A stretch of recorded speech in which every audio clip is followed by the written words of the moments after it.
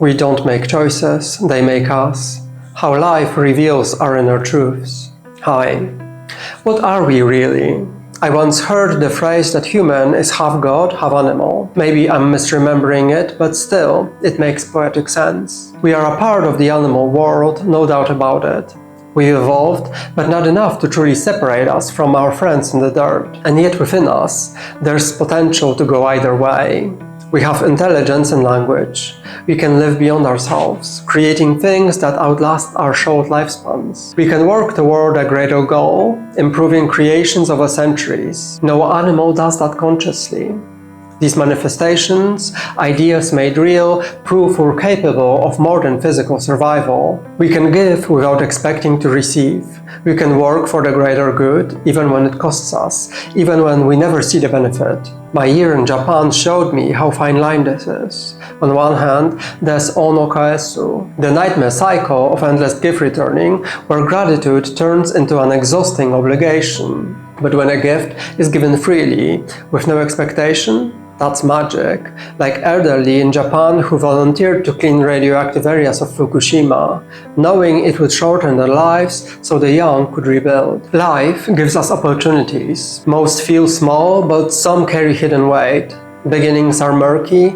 We don't know the destination until we've already started climbing the mountain. I remember choosing between my passion and pragmatism when it came to my studies.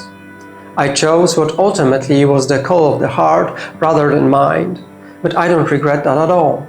Knowing myself, I could never have gotten anything from forcing myself to learn what I deep down find boring. And choosing my passion took me places where I'd otherwise not have gotten.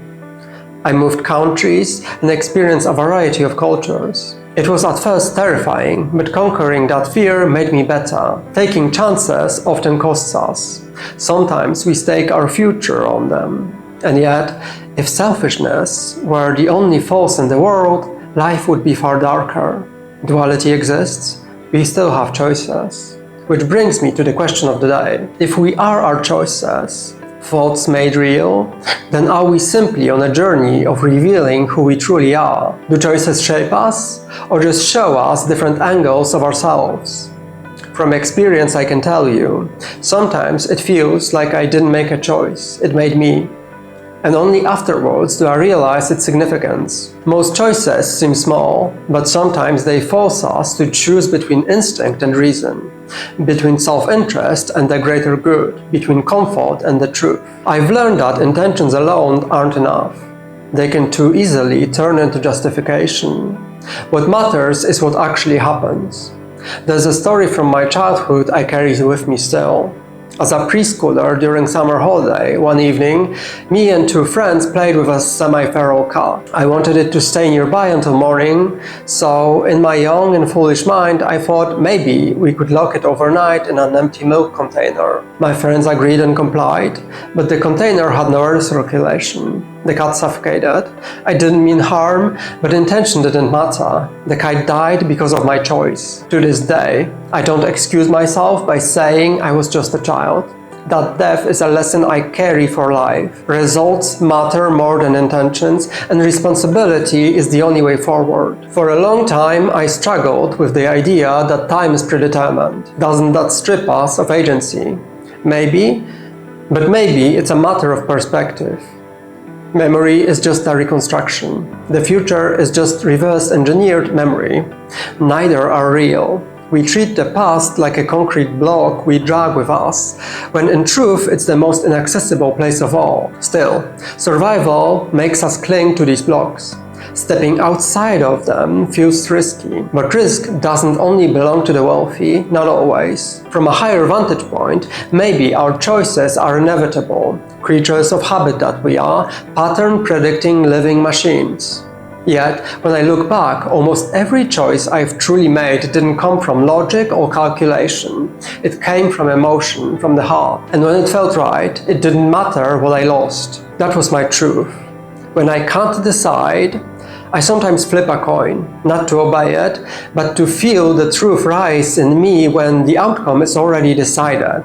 The choices that reveal us aren't always grand, they're small. giving a seat to a stranger, letting someone ahead in line, offering help with no reward in sight. In a world that pits us against each other, these moments are underrated but powerful. I'm not advocating morality here, nor sacrificing yourself just for the sake of it. Be well, take care of yourself first, but think about your life and recall. When you gave something of yourself with expectation of absolutely nothing in return, didn't it feel good?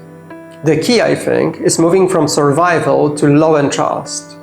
Survival thinking reduces us to animals, and no one survives time itself. But looking past the individual opens another dimension of possibility. But it requires love and forgiveness as the price of entry. These are the only forces I know that can break the equations of life. Fairness, balance, these are static, dead. Only forgiveness and love unbalance the scales enough for growth. True forgiveness doesn't serve the offender, it transforms you. Every time I've managed it, it feels like ego dissolves. Negativity passes through me like it was never mine to carry.